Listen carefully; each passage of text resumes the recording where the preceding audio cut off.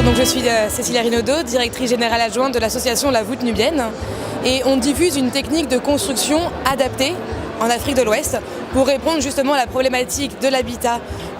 dans ces pays-là, puisqu'ils n'ont pas de solution d'habitat adapté à cause de la déforestation et de la désertification. Traditionnellement, ils habitaient dans des maisons faites avec des murs en terre et des toitures en bois ou en paille.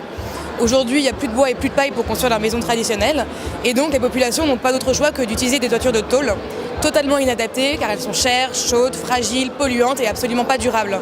Et donc nous, pour répondre à cette problématique, on a redécouvert une technique de construction ancestrale originaire d'Égypte,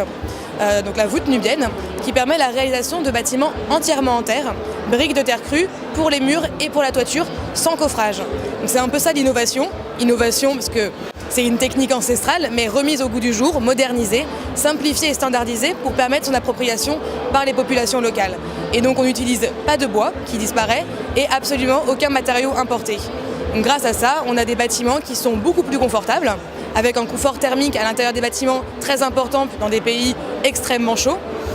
Des bâtiments beaucoup plus économiques puisque ce ne sont que des matériaux locaux et de la main-d'œuvre locale. Donc n'importe qui peut avoir accès à ce bâtiment, même les populations à faible revenu peuvent participer au chantier en apportant les matériaux et la main-d'œuvre non qualifiée, se former au fur et à mesure des chantiers. Donc plus il y a de chantiers, plus il y a de maçons qui forment leurs apprentis directement sur les chantiers dans une logique de compagnonnage pour créer vraiment une appropriation locale de ce concept technique et un marché qui va devenir de plus en plus autonome avec suffisamment de clients sensibilisés et de maçons formés. Notre rôle en tant qu'ONG, c'est pas de construire, c'est pas de donner des maisons ou de vendre des bâtiments, c'est vraiment d'accompagner la création de ce marché autonome en sensibilisant les populations, en accompagnant la formation des maçons et en travaillant avec les acteurs locaux pour qu'ils s'approprient aussi ce concept technique, que ce soit des organisations de la société civile ou des acteurs politiques, justement pour qu'ils puissent intégrer le concept de voûte nubienne dans leur plan de développement, que ce soit en termes d'environnement, d'habitat, de formation professionnelle.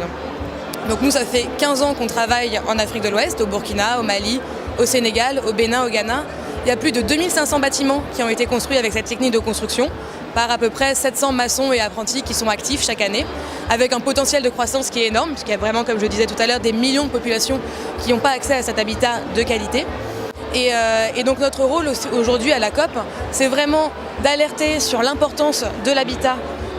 dans une meilleure prise en considération des questions d'habitat adapté, de construction adaptée dans les préoccupations internationales et nationales. On travaille à sensibiliser les acteurs internationaux, mais également les acteurs politiques. Et notre présence à cette COP-là nous permet justement d'aller discuter avec les ministères d'environnement des différents pays avec lesquels on intervient. C'est ce travail-là qui nous a permis d'ailleurs, au moment de la réalisation des INDC des pays, d'intégrer la voûte nubienne dans les INDC du Burkina Faso et du Sénégal, donc leur contribution nationale déterminée, où ils ont intégré la voûte nubienne comme une solution d'habitat adapté en termes donc, de construction et d'efficacité énergétique.